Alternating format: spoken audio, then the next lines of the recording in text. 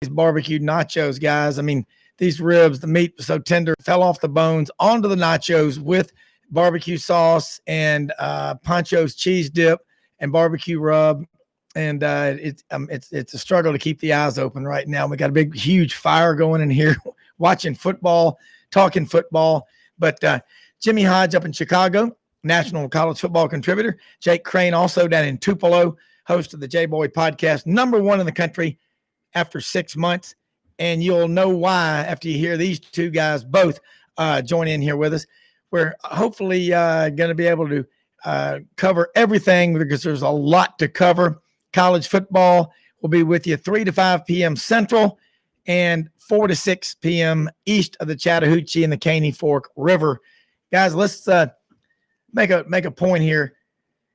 Watched a lot of football, and throughout the season, the narrative was no coaches will be fired in the year of the China virus. And I kept saying rubbish.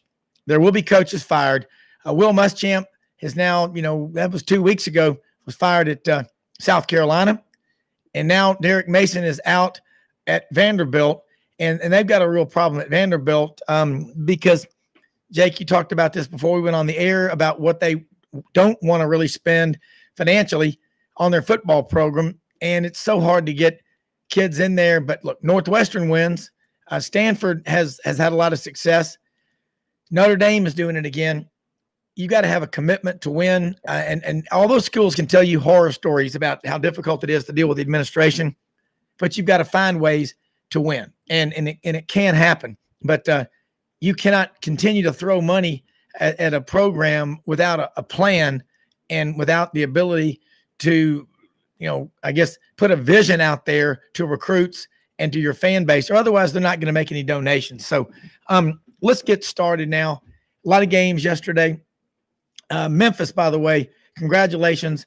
First win on the road at Navy. They won 10-7. That was a shocker because you haven't seen many slugfests like that. And the Memphis defense, Mike McIntyre, first-year defensive coordinator, did a heck of a job there. But they got that W last night up in Annapolis.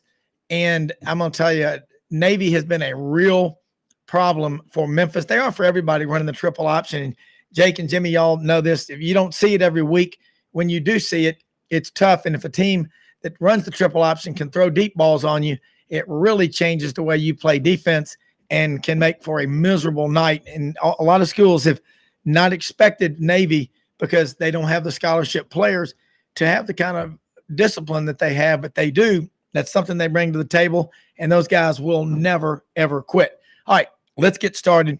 First game yesterday, Egg Bowl. I thought that was a good one, 31-24. Ole Miss gets the win.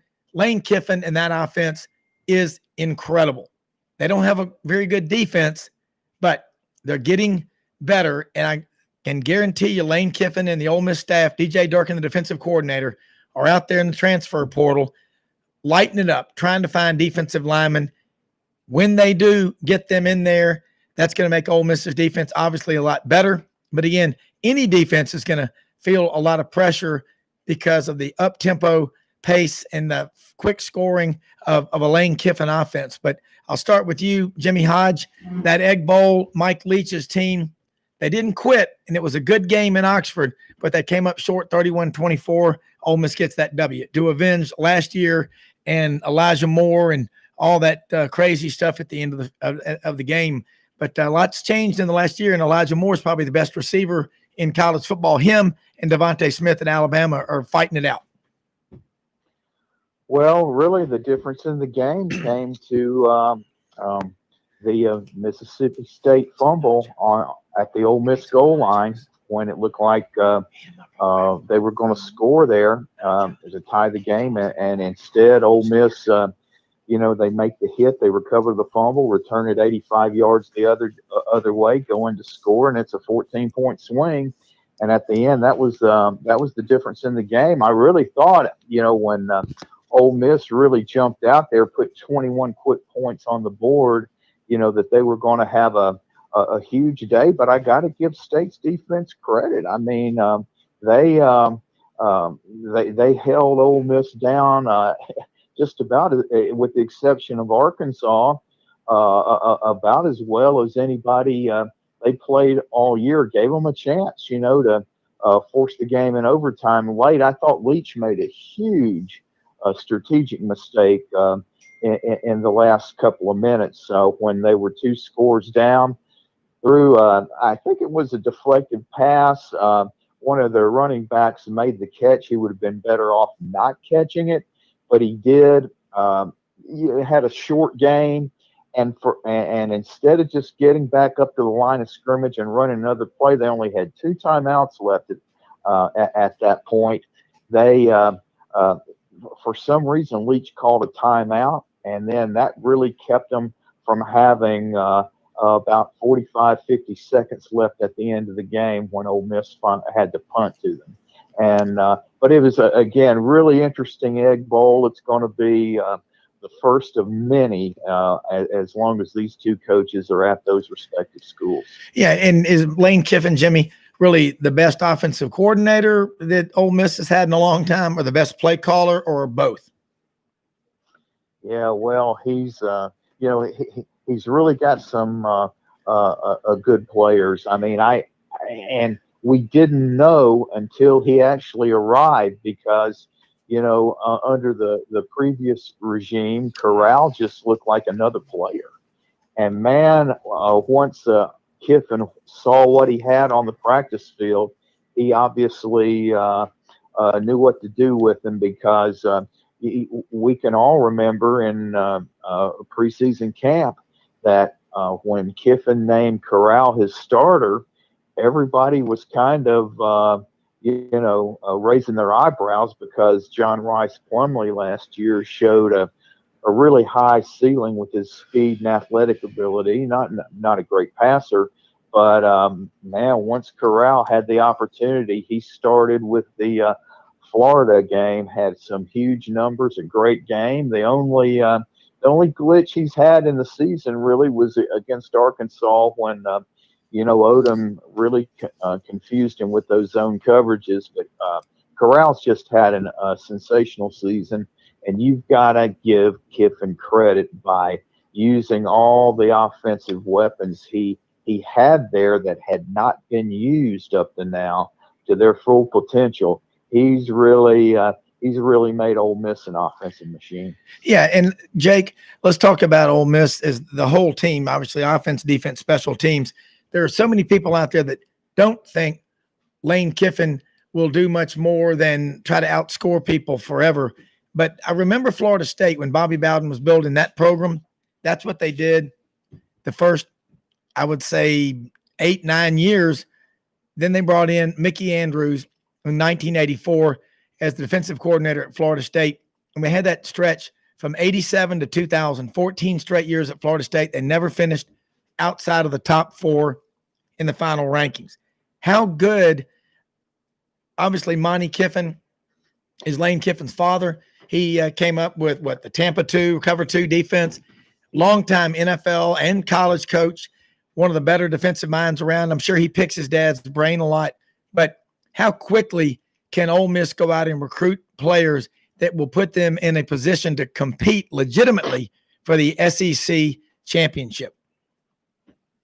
Yeah, honestly, I think Ole Miss kind of has a ceiling, especially in the SEC West right now. When they had Eli there and were doing things, again, they never really got to that precipice. With Hugh Freeze was there, they kind of touched it and then kind of faded. I do think, though, they'll be able to get defensive players in there. Number one, you're in a great state for junior college players, and a lot of them want to stay home. Grandmama wants them to stay home. Mama, Daddy wants them to stay home. And so you got a good market there, but you can't overload yourself with junior colleges. You do have some good in-state talent, but guys want to play for Lane Kiffin. The thing is, when you run an offense like that, it's hard to get a good defensive coordinator in there because it is hard defensively. Because if you get a couple 3-and-outs, you're gassed on defense. It's tough in the long run. That's why you'll never see a Will Muschamp take the DC job at Ole Miss or somebody like that, because it's too much to ask when you're running offense like that. It's why you want to be able to kind of do both. And Lane's even talked about being multiple at a tempo. But looking at the game, honestly, I was surprised that it was that low scoring. I think a bigger story is Ole Miss holding Mississippi State's offense down, even though Will Rogers threw, for over 400.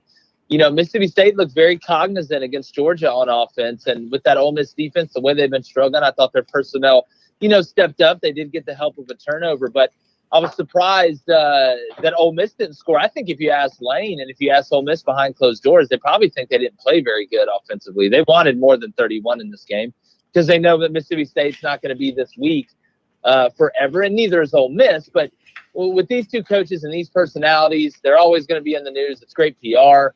But the biggest thing to me is at the end of the day, looking at it and saying, okay, what's our ceiling? I think an 8-9, maybe a 10-win season every now and then is in the cards, but I do think it's going to be fun to watch them progress, both of them, and that Egg Bowl is going to be fun to watch going forward. Yeah, it is going to be, and you're right, 31-24. You look at the Ole Miss offense was scoring a lot more points early in the season. The defense was giving up a lot more. Like they're becoming better. They're sitting there at 4-4 right now. Still have obviously 2 games left. And what we're really not hearing much about at all are the bowl games. And I'm going to try to get Harold Grader of the Liberty Bowl here in Memphis on with us here soon. Harold is a great spokesman. He works with Steve Earhart, who is the CEO of the Liberty Bowl in Memphis. But college football is going to be played into February, guys.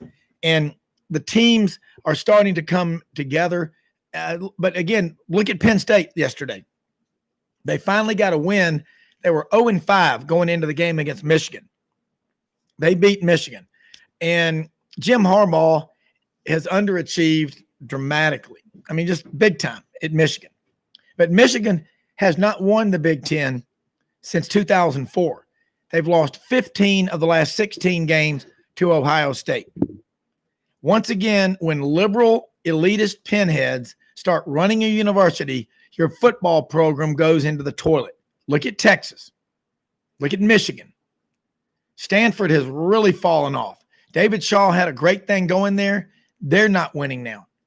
On the flip side, Northwestern, Pat Fitzgerald, amazing, just consistently has them competitive. And Brian Kelly, Jimmy, you're right. You and Jake, both of y'all have talked about it. This is the best Notre Dame team Brian Kelly has had. He's about to become the all-time winningest coach at Notre Dame. He just passed Lou Holtz yesterday. He's about to pass Newt Rockne. And this looks like Ian Book is a pretty good quarterback. They won on the road Friday, 31-17 at North Carolina. So you can have academic standards and also have really good football. I don't even want to hear that sorry excuse, but we do still hear it a lot. Okay, Florida got the win, guys, yesterday, 34-10 over Kentucky. Kentucky's now 3-6. A lot of people had high expectations for Mark Stoops. This is his 8th year at Kentucky. Again, coming into this season, they'd won 32 games over the previous 4 years, which for Kentucky might be the best run in school history over a 4-year period. And that included a 10-win season in 2018 where they beat Penn State in the Citrus Bowl on New Year's Day. Jimmy, Florida, Kyle Trask, whoever Dan Mullen puts out there at quarterback is a Heisman contender. One of the best quarterback coaches, offensive minds in the country. Is this Gator team good enough to beat Alabama when they play them in Atlanta? I don't think so. I was very disappointed in their performance in the first half yesterday. You're catching a Kentucky team in the swamp that just lost by 60. They had 10 key players that or at least got a lot of playing time that weren't available last week. Yesterday, they had 18 that weren't available. And yet, Kentucky's ahead 10-7 until the last minute of the first half. And maybe one of the biggest plays in the game that really shifted the momentum was that after Florida was held at midfield, they downed a punt at the UK 1-yard line. And if Kentucky would have been able to ground out a first down, Florida had all 3 timeouts left.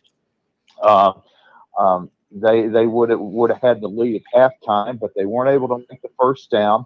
I know you guys probably saw the highlight, but on the Kentucky punt, that Florida had 2 men deep, and the one that was 30 yards away from Kadarius Toney faked like the punt was about to be caught by him, and for some reason it fooled like 6 Kentucky punt coverage guys.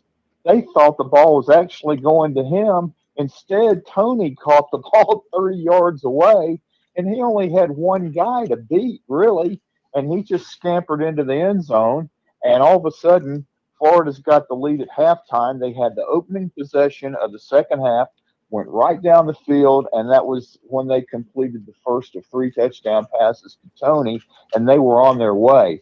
But I was really, really surprised that Florida didn't grab control of this game from the opening kickoff, really.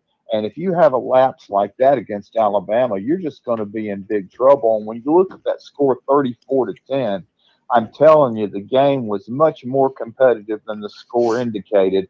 But once they scored on that opening possession of the second half, right after getting the touchdown on the punt return, it completely took the air out of Kentucky. And as far as Kentucky goes, we all talk about all these teams in the league that are struggling offensively.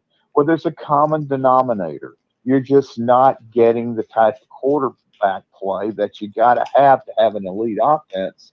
I mean, Terry Wilson, 62 yards passing. That's just not going to get it done against anybody in the SEC.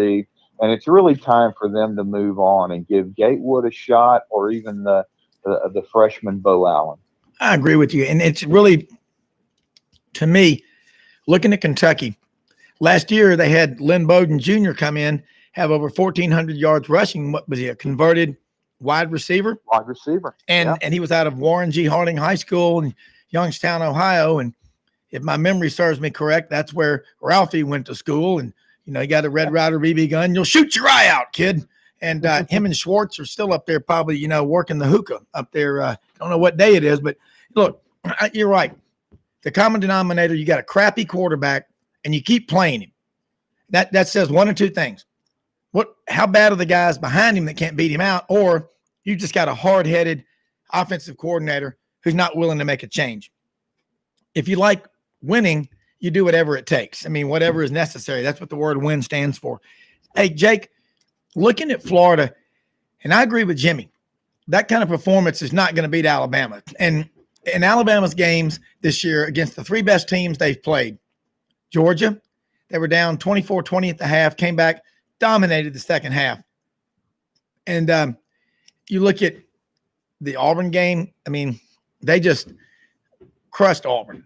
I mean, Auburn had a couple of stops early. And after that, Alabama pretty much scored at will. Of course, Auburn didn't do anything to help themselves, but Alabama, clearly the better team.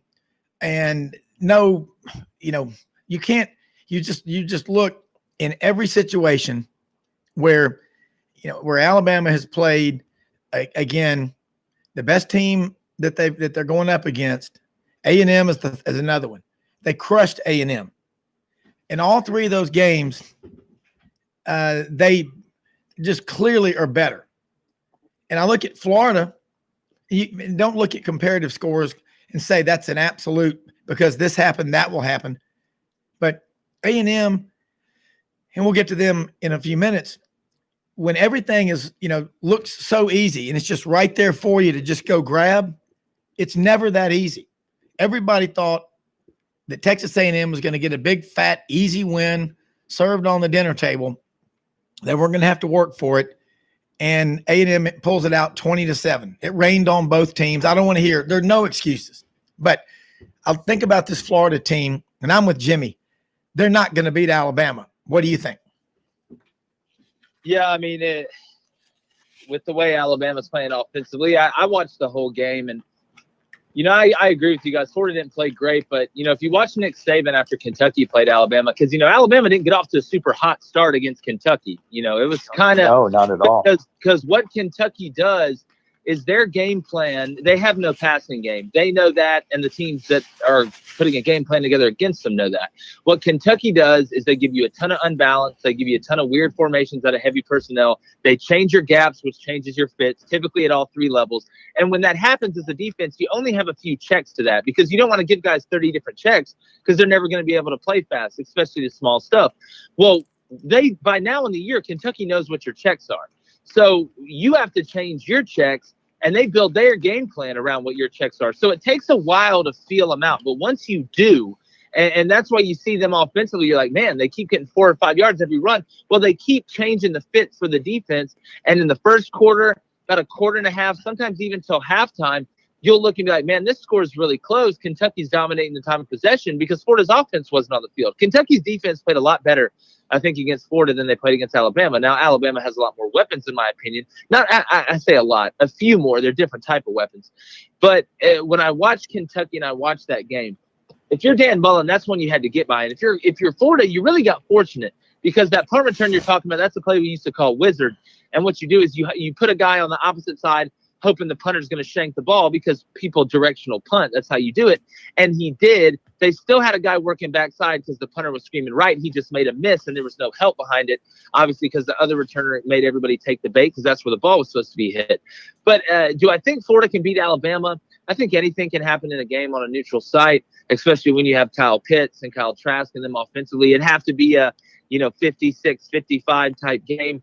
It's just, can you get enough stops against Alabama to keep yourself in the game? I don't know if Florida can. I think that's a game they just had to get through against Kentucky. I agree they didn't play great, but I do think they'd approach and play Alabama a lot differently than they would Kentucky. And I'd be careful using the college football transitive property, especially if you gamble on games that typically don't tend to work out well. You're right. I do agree, though, that Florida's going to have to play a really, really clean game against Alabama. And that's not just offensively, which they're very capable of doing that offensively. It's just going to come down to, can you get stops? Yeah. And you look at what's going on in the SEC East. Kentucky now is going to go play South Carolina. They won 5 of the last 6 games in that series. Florida plays Tennessee. Florida has beaten Tennessee 15 of the last 16 tries. Alabama has beaten Tennessee 14 straight. We're going to get to Knoxville and talk about Tennessee because I've been I'm a big proponent of Jeremy Pruitt, but their quarterback problems are killing them. That is a good team. They got a lot of talent. They're getting better. Sitting there at number 6 or 7 in the country in recruiting right now. But, hey, I guess the takeaway from Florida, Kentucky is Florida got bored. Kentucky's not very good. You know what they can and can't do. And I think Florida plays down to the level of their competition, and that's dangerous. You've got to be ready to play, no matter who you're playing, at your best. You're not always going to do it. Y'all would both agree on that. But if you show up bored, you can let a team like that hang around, and you'll get beat eventually by someone like Kentucky, which has no business being on the same field with Florida. And Kyle Pitts is a great tight end, 6'8". I don't know how physical he is really. He's really like a receiver, but he's got 11 touchdowns on the season. They're pretty darn good. Let's talk about Jake, yeah. No, I'm sorry, Rob. No, go ahead. Jake, I wanted to ask you this because of your, time coaching on the defensive side of the ball. Yeah, I mean, that is really true that Kentucky in the Alabama game really early on, they kind of establish control of the tempo of the game from a clock management standpoint. And just like Florida, I think Alabama came out flat, and Kentucky, they really actually earned some scoring opportunities that they didn't take advantage of. And I'm wondering if this is just overblown, or is it one of those situations, they forgot about it after a few minutes, although the optics didn't look good. But what was your thought of Mullen and Grantham getting into it here kind of near the end of the first half? And was that just frustration that Kentucky was able to, control the tempo of the game and just keep Florida's offense from having the ball, or has it been kind of building from the first game on, where Florida's defense has struggled many times during the season, in the Ole Miss game in the opener, and even against South Carolina, in the second game, and then Georgia jumped out on them. What's your thought process on that? Yeah, and again, I'm not going to sit here and pretend like I know exactly what's been said, or if there has been situations before this, but I just look at it from a because again, you got a bunch of guys that are really alpha males in one room, and I know this, and you guys know this. So everybody has an ego, and at first during the year, Florida's offense was winning them games, and when you show up the next day in the facility and the offense had to score 50 to win, you're very you got to kind of be subdued a little bit, because your side of the ball didn't do what they were supposed to do. And just from an ego standpoint, it can kind of, build up and build up and build up. And, Dan Mullen is an offensive guy, and it's tough, being a defensive coordinator when you're coaching with an offensive coach, and not every time, but in practice. Obviously they want to see the offense do well. And typically if the offense doesn't do well, they run stuff over again until they do it well. And and they get excited. Yeah, the offense won the scrimmage. And it's like, well, you did third down 5 times. Like, you're not going to be able to do that in the game. There's a lot of stuff that kind of goes on and builds up. And when you get into a game like this, where what Kentucky is doing, it's the most frustrating thing of all time. They take the ball early, they show it to you, and they just wave it around in your face and say, you're never going to get this. You're never going to get this. And it just builds up and builds up. And then when they score, if you're Dan Mullen as an offensive guy, you got Kyle Trask that's in the Heisman race with Mac Jones, who knows about to have a good day. Your team is identified as an offensive team, and you're not able to get it going. You're not able to get a rhythm going. It's making you play bad. And it's all because the defense can't get Kentucky off the field. So I think that it was just kind of the perfect storm. And again, at the end of the day, Dan Mullen is the head coach. And, as Todd Anthony, you got to defend yourself. You got to say, Coach, all right, I get it. That's enough. I'm good. And you let him say his piece. And I'm sure after that game, once the game was won and everybody could take a sigh of relief, that they probably had a talk behind closed doors. And I'm sure Dan was like, listen, Todd, I probably shouldn't have lost it like that. And Todd was like, well, Coach, and they're probably in a better place right now than they've ever been, because it's like most of my best friends were guys I got in fights with.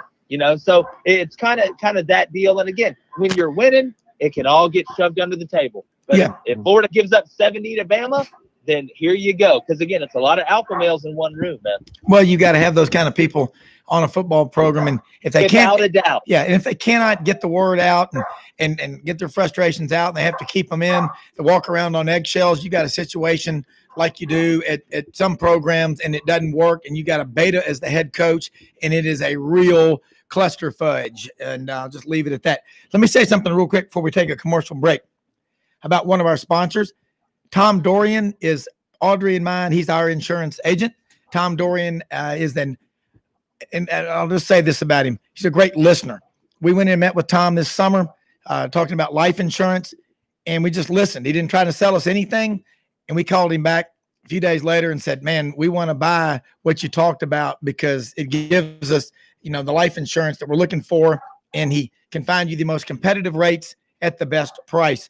Cost is only an issue in the absence of any added value. That's the way the Dorian Agency operates. Tom can also help you with your property and casualty needs. Look, easy to find in Memphis. The Dorian Agency, Tom's office is on Poplar, just east of Ridgeway in East Memphis. And look, if you are like most Americans, and you might go years without making claims on your home and auto insurance, they have a program that returns 25% of your premium. Look, call Tom Dorian at 901-328-5858. Tom's an alumnus of the University of Memphis, played football out there, 79 to 83, started on the offensive line. He's as good a guy as you will find. He's Wally Cleaver grown up, and he's a genius. He knows more about insurance than anyone you probably have ever talked to, and he can get you what you need, again, because he listens. He listens to everything you say, and he fits you with the right product. Tom Dorian, the Dorian Agency, 901-328-5858. Let's take a quick commercial break. We'll be right back. Jimmy Hodge up in Chicago, Jake Crain in Tupelo. Great stuff, guys. Talking the Sunday wrap-up show. We'll be with you till 5 p.m., 6 east of the Chattahoochee. Sidelines.live. Yeah, man, that's good stuff. Grantham gets in a lot of, remember when he got in a shoving match with Derek Mason after a game, wasn't it? Up at yeah. He's pretty hot. And then that's when he was at Georgia, and then that's when right. he was at Florida, Mullen got into it with Derek. During the game. But you want alpha males. Did you see Gus Malzahn doing that? Gus would be over there wetting himself with his damn turtleneck. I mean, we were watching that yesterday, and I mean, it was just it was crazy. I mean, like Gus, but Gus, man, you got to fire your players up. They feed off of your intensity on the sidelines. No question they do. But golly, okay, we come back. We're going to talk about real quick about Missouri and Vanderbilt. Let me get back on here, and then actually, I'll come back in and say something about one more commercial. We'll go right back to y'all. God, man. Hey, Jake. Yeah, Jake. Yeah, hey, I think Jake had to get off because he had a 3:30 interview with a guy. He's going to come back on at 4. Oh, okay. Yeah, I forgot to tell you. That's what I knew. He called me about 2 and said, "Hey, is it okay if I said, "That's fine." Yeah, that's what he was doing. Okay, whoops. Okay. Just 1 second. I'm responding. Okay.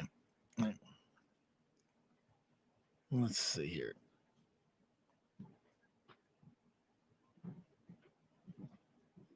All right, wait a minute. Okay. Yeah, he just texted me. I forgot. I knew he had done that.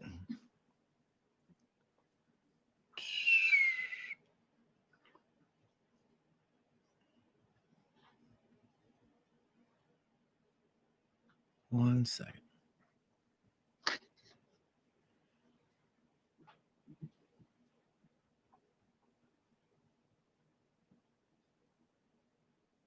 Oops.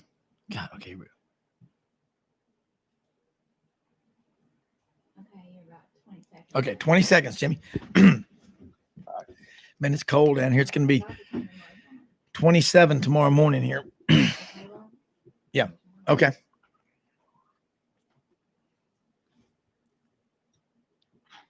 Okay, Rob Brown back here with you. The Sunday afternoon Sidelines.live wrap-up show will be on until 5 p.m. Jimmy Hodge up in Chicago. Jake Crain had to check out for an interview. Be back with us at 4. But again, before we go back, let me say something about one of our sponsors. George Gully, sales manager, Jim Karras, Chevrolet. Nearly 70 years in the car, truck, and SUV business. Not because they're lucky, but because they're great at what they do. They listen. They get you in the right vehicle. George has been the sales manager at Jim Karras Chevrolet now 22 years. Look at the evidence. Over 4,000 customers. It's a growing list. We do remotes out there. They will be selling cars, trucks right on the showroom floor while we're in there. He also has Rachel on his team and Christian. Christian is the best IT man I've met. They're out there every day, Monday through Saturday, 8 a.m. to 6 p.m. They will stay there. They will walk you through the whole list. But you've got to ask about the Apple technology packages available in all the cars, trucks, and SUVs at Jim Karras Chevrolet. You can text hands-free. Everything is with a voice. You are never out of touch with your office, your clients, and prospects. You are remote. Most of us are working remote, but you're never out of contact. You're making money, making things happen at all times. Those Apple technology products in the cars, trucks, and SUVs are amazing. I'll tell you right now, it's duck season, deer season. Look at the Chevy Silverado Trail Boss. The new Tahoes are in, the 2021s, the Suburbans, they're in. Great looking vehicles. They're great to ride. You won't want to get out of them. So give them a call and go out and visit Jim Karras Chevrolet. Ask for George Gully, the sales manager, 2000 Covington Pike in Memphis. Great people to deal with, and we're glad to have them as sponsors here on Sidelines. Jimmy, let's look now real quick. Not a lot to talk about. Missouri 41, Vanderbilt nothing. But Eli Drinkowitz in his first year, they've won, I believe, 4 of their last 5 games. I don't care who they're playing. Those are wins. They're sitting there at 4-3, Missouri is. They play Arkansas this week. That game has been rescheduled was supposed to have been yesterday. And that's going to be a fun one to watch. Eli Drinkowitz, native of Alma, Arkansas, right there near Fort Smith by the Fayetteville exit on I-40 to go up the Pig Trail. He knows a lot about Arkansas. He's been around the SEC, been on Gus's staff at Arkansas as an analyst. He was at App State last year over in Boone, North Carolina, went 12-1 in his only year there as their head coach. But I'm impressed with what Eli Drinkowitz is doing as a coach. He's smart. He's funny. He's on SEC Network a lot. He's a witty guy. And Derek Mason is out of a job. I don't know who's going to be the next guy to walk the plank at Vanderbilt. I don't know if they care. Let's be completely honest, not sugarcoat it. Either commit or get out of the way. Don't say you care when you really don't. I'll let you take it from here. Let's talk about that Missouri-Vandy game. And you can talk also about Missouri and Vandy separately. Well, I think it was a situation where Vandy had really come off 2 strong efforts in a row. And when you're this deep into the season, and especially when, you don't have the depth that other programs in the conference have, and it's the only season we're ever going to see where the schools are playing an SEC-only schedule, a 10-game conference schedule. It just wears a team like Vandy down, and you put together really strong back-to-back efforts and still come up short, whereas in some other leagues, you would have had a chance to win one or both of those games. And combined with the fact that they've had issues with the China virus all year long, it all kind of adds up. And I just think it was one of those situations where they just had nothing left in the gas tank yesterday. And Missouri has really developed an ability to really be a tough nut to crack at home. They play they're just resilient. They play hard for 60 minutes, especially on the defensive side of the ball. They do a lot of stunts. They have a lot of experienced players. And again, Drinkwitz has really developed a great chemistry on this team, and they just have this belief that they can be successful. And yesterday was just the culmination of,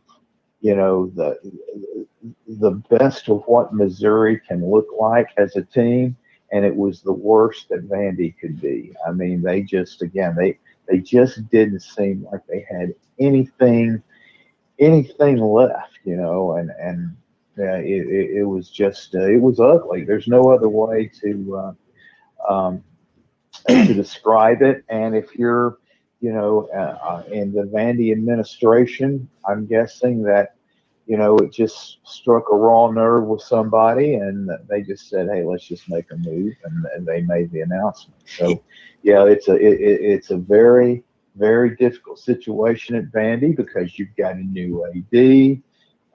He's going to make his first football coaching hire, and you just have to wonder what particular coach would be interested in taking the job, knowing what he faces, and who's available, and how much money can you spend on a new head coach and a staff.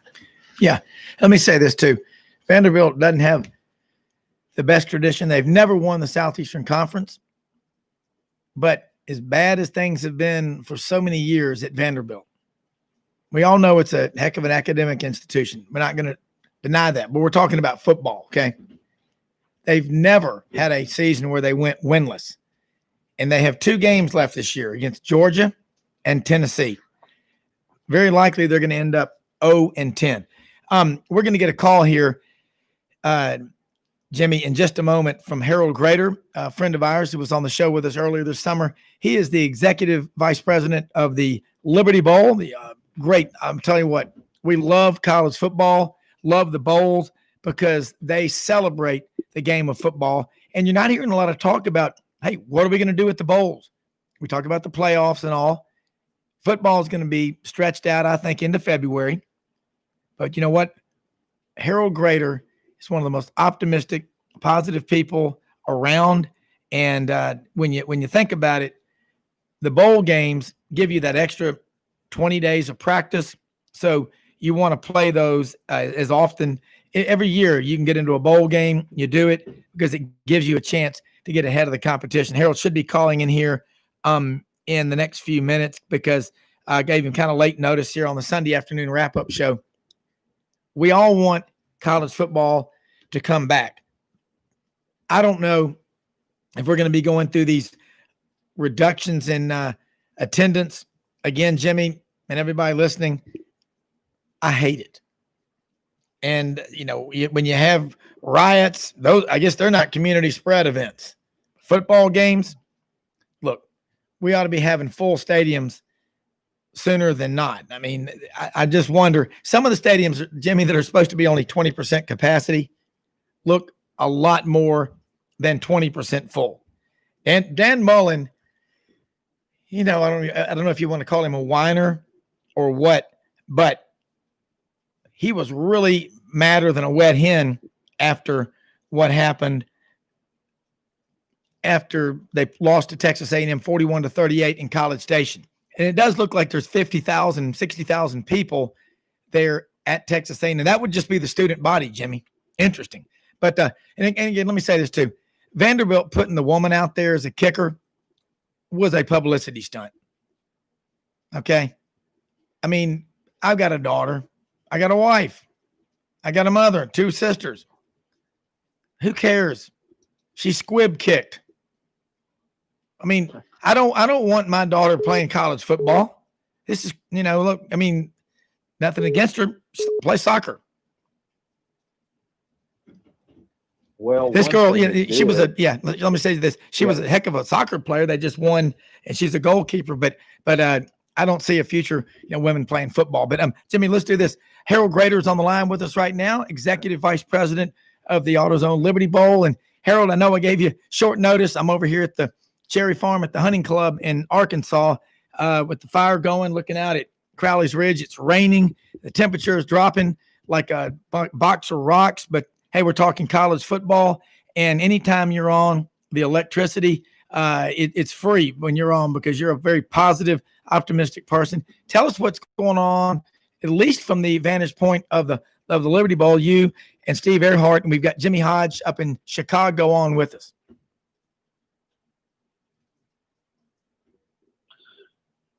Well, Rob, I appreciate the opportunity to be on with you guys. And way back when you were kind of having me on your show, we were very bullish about college football being played this year. We had great faith that the leadership in the SEC and the Big 12, our 2 partner conferences, would come up with a plan and a protocol and a way to games. And now here we are at the tail end of the season, and it's been a challenge. It's gone from week, month to month, back in April, May, June, to literally hour to hour here during the season as the testing protocols are in place. And we've seen games canceled literally the day of the games, many the day before the game is scheduled. But kudos to the leadership of the conferences who have gotten us this far. Congratulations to the coaches, the players, the staffs, the medical staffs to get us here. And I think all of us as college football fans, have to be pleased, got to be humbled in a lot of ways to have gotten this far under these conditions. And we got to say a big thank you to all of those folks for sticking it out, and especially the players, the young people that are actually out on the field and have sacrificed a lot. Because you think back, June, July, when these young men came to campus, hoping to have the opportunity to play. So it's been a long slug through a season, not quite to the finish line yet, but we're getting there. And again, kudos to everyone that's made it possible. And for us here in Memphis at the AutoZone Liberty Bowl, our focus has always been towards the end of December. And we finally got an official game date and time, because it's been about a month ago now. So we're playing the 62nd AutoZone Liberty Bowl on December 31st at 3 o'clock, SEC Big 12.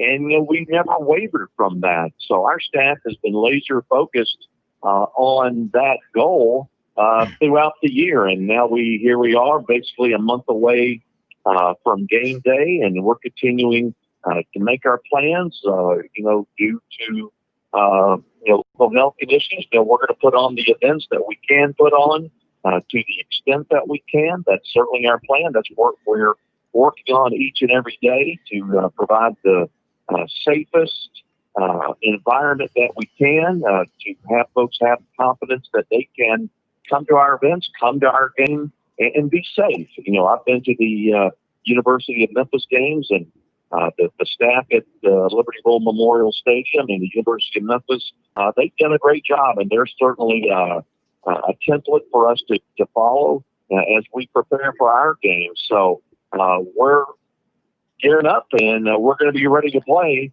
on December 31st. Harold, I want to say this too. I love what you just said, because Jimmy Hodge is on, and we've been saying the same thing back in the spring when the virus all started in the summer. We had you on. I think you were on Saturday, July the 18th, if I'm not mistaken. And it was a great segment that you did. The national narrative had been so negative, and it continues to be with a lot of the people. But Friday, Jimmy and I were talking about it, and we were heaping the praise on the student athletes, the coaches, the trainers, the equipment operations people like Dana Marquez. We have on associate AD at Auburn. He talked about basically just living at the athletic complex, and he has friends all over the country doing the same thing. And the discipline, Tommy Tuberville talked about, if we have the discipline, we'll get through this football season, and we're going to do it. He goes, I expect it, and I expect nothing less. And it's been great. And all the narrative was that the football players would come back and be crazy, go to parties, and be irresponsible. And I said, you're out of your mind. These are the people, if you know anybody, if you've ever been an athlete yourself, or if you just have discipline, you live by the sua sponte, of your own accord. I mean, I get up at 5:30 every morning and swim before work. I mean, you have to be disciplined. I'm also OCD. That helps. But I think you need to give credit to these student athletes. And they've done a great job. Fear-mongering doesn't work. And I'm so glad to hear it. December 31st, 3 o'clock, the AutoZone Liberty Bowl. I've been to 37 Liberty Bowls myself over the years. Love going to the game. I don't give a darn who plays. It's college football. Maybe I'm unusual, but when you look at all the good stuff that the Liberty Bowl does for the Memphis community over the years, you can't put a number on it, but you are great ambassadors for college football. Jimmy Hodge, I know you're up in Chicago and you've got some questions. Come on in. Yeah, Harold, I was curious about how you guys are going to handle the attendance situation. Are you going to allow as many fans that want to purchase tickets attend the game, or are you going to be using the formula that the schools have been for the most part during the season and stick to the 20 to 25% of capacity? And then I know you always have a number of events lined up in the days leading up to the game to entertain the players and reward them for a really a long season in which they've worked very hard. Because this is a pandemic year, we've never seen anything like it, certainly in our lifetimes. Does that mean the teams might not be coming to the game site until 2 or 3 days before the game, or how will this entire puzzle work, so to speak? Yeah, I appreciate those questions. First, as far as seating capacity, here in Shelby County and Memphis, the Shelby County Health Department has rules and protocols in place for outdoor events like college football, to have the social distancing be 6 feet, and a group can be under guidelines that were just revamped and announced last week, that now groups can only be as large as 6 in a group. So the way to envision it is whether it's a couple of people, 2 people, a group of 4, now a maximum a group of 6 in that common group before you have to have the 6 feet of social distancing. The University of Memphis has been playing under those same guidelines with a attendance of roughly 10,500. Our business office, our ticket office, is now going through that process now that the guidelines were changed last week from a group of maximum of 8 now to a maximum of a group of 6. So we'll hopefully by the end of the week, as we all get back to the grind after the holiday, that we'll know what that seating capacity will be. But we think it'll be in the 12 to 15,000 range, so roughly 20%, somewhere in that range. And each university will have a ticket allotment, and we're having those conversations with the SEC and the Big 12 now to see what those needs will be. But as far as seating capacity, to your first question, we think it'll be in that 12 to 15,000 range. We certainly want to maximize that as much as we can. Second question, as far as getting to the game and the events. Yeah, what will bowl week look like? Again, those are conversations that initial conversations. We'll have more conversations this week as to what that will look like. We anticipate bowl week for the teams looking, for the most part, like a regular season trip, where you come in the day before the game. For the bowl game, it may be 2 or 3 nights in the hotel. We don't expect to have our typical team events. We think they'll come to town more or less locked down at the hotel, and then any entertainment or any festivities that we would host would be done at the team hotel. But we're working through that process and those protocols right now with the conference offices. And again, as I mentioned earlier, as far as our other events that we typically have here, and that's what makes bowl games is all the events that lead up to the game. And we're going to be assessing that situation here in the coming week now that new guidelines were put in place here in Shelby County last week. We'll be making some decisions soon, potentially this week or the following week, to know where we're headed with that. But first and foremost, the emphasis is certainly on the football game and being able to put on a good show to the extent that we can. So if we have events, and we certainly are planning on that, we'll have as many people as we can based on the local protocols. But certainly, first and foremost, the focus is on the football game on New Year's Eve afternoon to provide the teams and the fans the safest environment possible. And that's certainly mission number one for us at the AutoZone Liberty Bowl. Hey, we've got Harold. I know I asked you to be on for about 15, 20 minutes to take some time with us. And Billy Roberts is on with us, one of our contributors from over in Atlanta. And I think you were on, Billy, when Harold was on back July 18th on the Saturday morning Sidelines show. And he's over in Atlanta, huge college football fan, Harold, my roommate at Auburn. Big, he loves the bowls, Liberty Bowl, Chick-fil-A bowls. We had Gary Stoken on.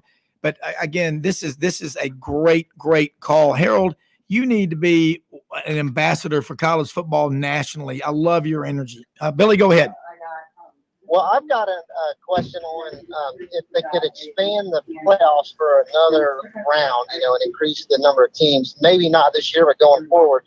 Could like the Liberty Bowl and like the Music City Bowl, could they serve as like the location for that extra round or the first round of an expanded playoff? It seems like you kind of have the best of both worlds. That game would be even more interesting and meaningful, and yet it would be a way to kind of have that be one of the playoff games at the same time. Is that feasible at all, or has there ever been thought of? That might be something that we might look at should that model ever change.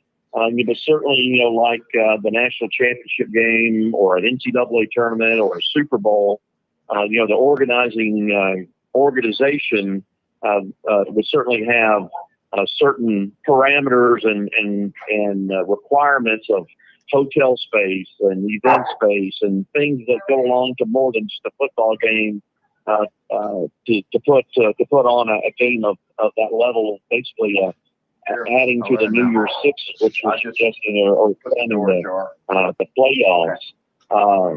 That certainly isn't going to happen this year. I mean, Bill Hancock and CFP folks have been pretty adamant, and certainly conference commissioners too. And Greg Sankey has been a leading voice in that of hey, for 2020, we just want to get to the finish line. And for the SEC, I think Greg has been pretty clear as to what that means. And first and foremost, for the Southeastern Conference, the finish line is to get to Atlanta and crown a champion, and then whatever teams make the playoffs and go to bowl games. That's the finish line. Will the playoffs expand in the future? We'll see. Up to this point, again, Bill Hancock, the executive director of the CFP, and their leadership, which is all of the conference commissioners, not really addressing that and saying, hey, we've got a contract in place. The process as it is now works. We're in the that I think what has another 5 years or so to go on it. Will the playoffs expand during that current contract? We'll see. The landscape of media, television, certainly college athletics has changed this year. The financials certainly have changed.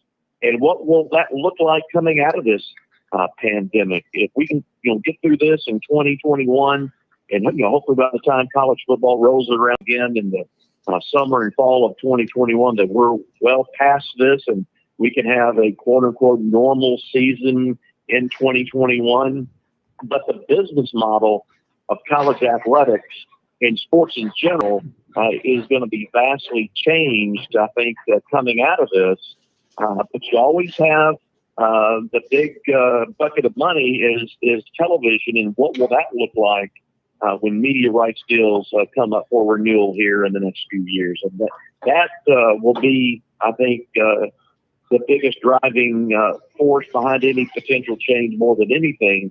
But for now, it looks like, the contracts are the contracts, and the CFP isn't inclined to change a process, featuring the top four teams and 2 semifinal games and a national championship game. It's working, and the TV ratings are great. Fans love it. It's always just the media folks, especially on the national level, that want to gripe and criticize things like that. But we'll see. And you never say never, but right now there's a look like there's make a change.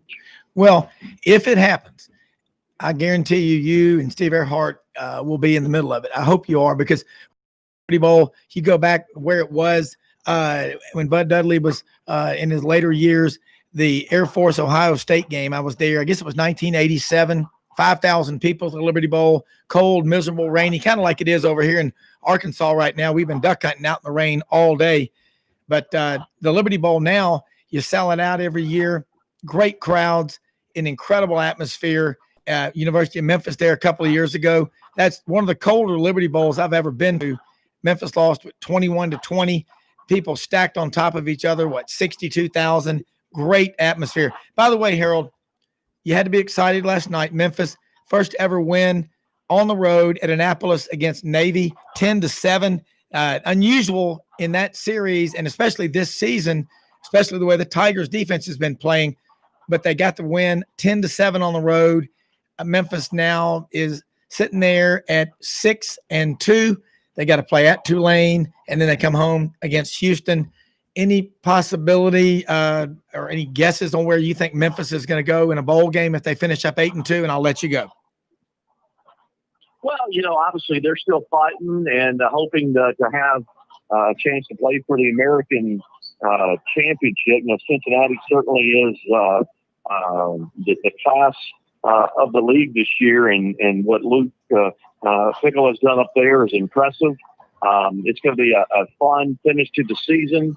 The Memphis Tigers won. They've got to win out and then get a little help to get that second place finish so they can play for the championship.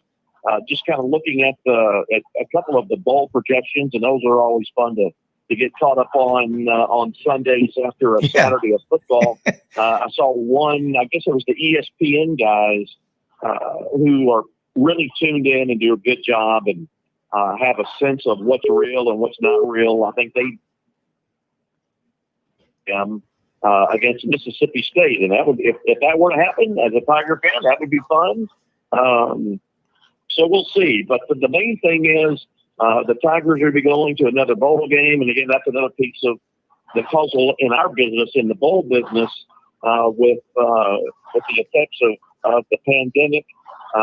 Basically, everybody is eligible to go to a bowl game. There is no minimum. You don't have to have a 500 record to be bowl eligible this year. So again, that's all a part of the bigger puzzle of we all want to get to our individualized finish lines, and for us, that's to get to December 31st. And a unique year with different conferences playing different numbers of games. Some games, as we know, have been rescheduled. Others won't be. So it's going to be an interesting several weeks of conversation, especially on that final Sunday for the CFP. But, the main thing is you asked about the Tigers. The Tigers are going to a bowl game. Will that be as champions of the American? We'll see. But they got some work to do, and they're going to need some help to get there. But main thing is they're playing. It's a good win for them last night on the road in Annapolis. And I think that's one of the things from a Ryan Silverfield coach Tiger team here in his first year that you're no quit attitude, and that's a big part of it. And they'll slug it out to the end. And again, they got a couple of tough ones to go, and we'll see how the Tigers finish out. But the good part is Tiger fans know that their team's going to be bowling somewhere in the postseason. All right, Harold Grader, listen, we'll let you go. Just tell people real quick, Liberty Bowl, December 31st, 3 p.m. at the AutoZone Liberty Bowl in Memphis, and the website that they can follow as far as tickets, the attendance, the events, and everything, because it's a great week, not just for the teams, but for the city of Memphis. And you and Steve Earhart and your staff do an incredible job every year. You are some of the hardest working people I have ever seen. Well, Rob, I appreciate that. You're kind with your comments. For folks that want to get some tickets, we'll be in the office tomorrow. If it's a long-distance call, it's 901-795-7700. You can see us on the World Wide Web at AutoZoneLibertyBowl.org. That's O-R-G. We invite you to join us. It's a unique year. If you love the game of college football and you have an opportunity to come, we invite you to be a part of it, and it's a year that none of us will ever forget, and we all just want to get to the finish line. And again, as I said before, for us, that's December 31st at 3 o'clock Central. Hey, Harold Grader, we're definitely going to have you back on as we get closer to the game, and anything that we can do, send me stuff, text during the shows, whatever. We will get the word out for you because you love college football and we love it even more. Thanks so much. Thank you, Rob. Have a good hunt over there. We are. We got another day, then we have a split, but we'll be doing it. Hey, let's do this. Let's take a quick commercial break. Man, we're going to come back. We've got Jimmy Hodge up in Chicago, Billy Roberts over in Atlanta. We've got Jake Crain rejoining us from Tupelo, and Francis Paul Douglas is going to join us. We're going to talk Paul, a Notre Dame graduate. We're going to bring him in here and get some perspective here with a few minutes of his Sunday afternoon about this Notre Dame team Brian Kelly has sitting there at number 2 in the nation. We got another hour to go on the Sunday Sidelines.live. I'm broadcasting from the Cherry Farm over here in Parkin, Arkansas. It's duck season. One more day before we go to the split. We resume December 11th after that. But, man, any day in the field hunting, even sitting in the rain, is a great day. But we'll be right back, Sidelines.live. Okay. Hey, Jake. No names, Bobby. What up? Wait, Paul, do you have to stay? We're going to keep you in the witness protection program? Use my real name don't use my real name on the radio. You got to get to my agent to do that. Yeah. Well, you want us to go? Do we want to call you Francis still? Absolutely, just Francis. And did they give you that name at Notre Dame when you were at Mass? St. Francis? Is that who we're going to call you? No. What? Francis from Stripes. That's what that name comes from, Francis. Yeah. Okay. Any faggots touch my stuff, I'll kill you. Oh yeah, that's right. Stripes. Yeah. Any of you homos? Yeah. He goes. Oh God, I thought there was a thing on this. Remember the movie Stripes? That was so funny. He goes. Yeah. He goes. All right. He goes. All right. Tell me about it. He goes. The name's Francis. Any of you homos calls me Francis, I'll kill you. He goes. And I got Sergeant Hulk. I got through. And he goes. All right, lighten up, Francis. I love that.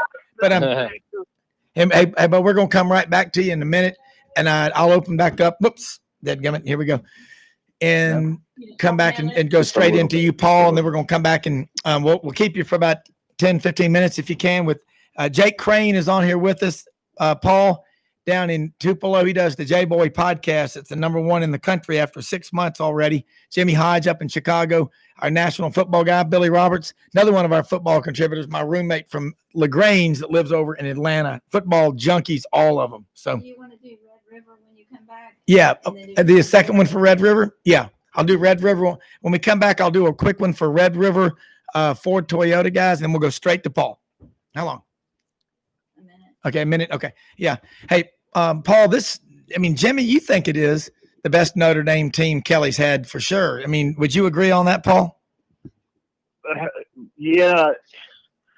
I just hope we can stay healthy because our center played an astounding game this past week. I don't even know. I can't think of the kid's name, but he was filling in, Yeah. And I was like going, good Lord. I was very impressed with his no bad snaps, no screw ups between center and quarterback. Yeah, and that's hard to do. And are we going to be able to beat a team of Clemson's caliber twice in a season when they get Surfer Boy back? Yeah. Oh yeah, I agree. That's what everybody wants. Yeah, to see. hold that thought. We're 10 seconds. 10 seconds. Hold on. Hold that thought. We're going we're going right to Yeah. Hold on. Ready? Okay. Yeah.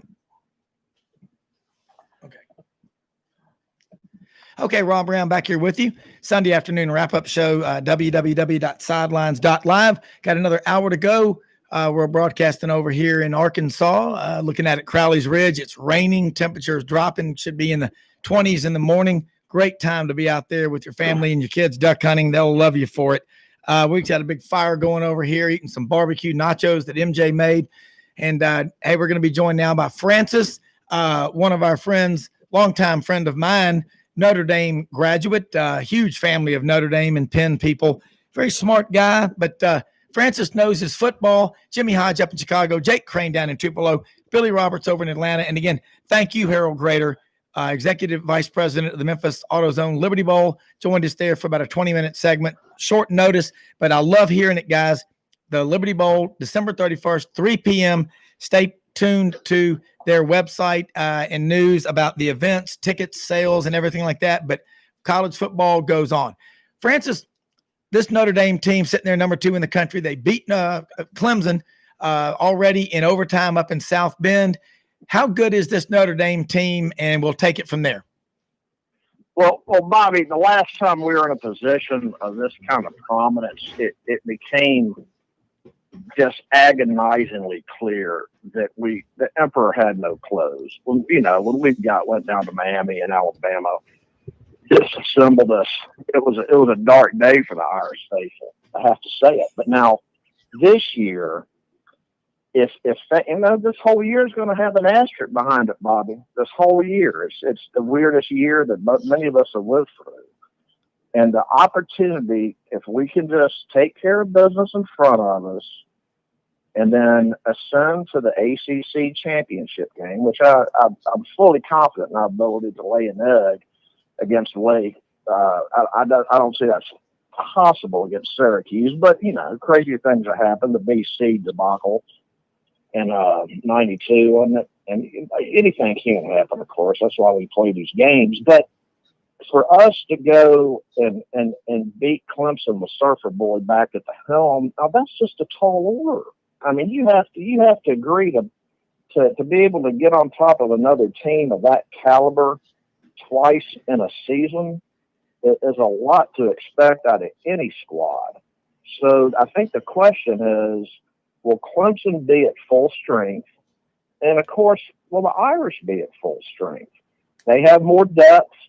I think our starting 22 are pretty reasonably adequate against most of the premier teams this year, except maybe the Tide, who usually always sets a different standard. As much as it may stick in my throat to say, what are your thoughts, Rob? Well, when you're playing, it's not as hard as people think it is to beat a team twice in the same year. This is Notre Dame's first time to actually be in a conference.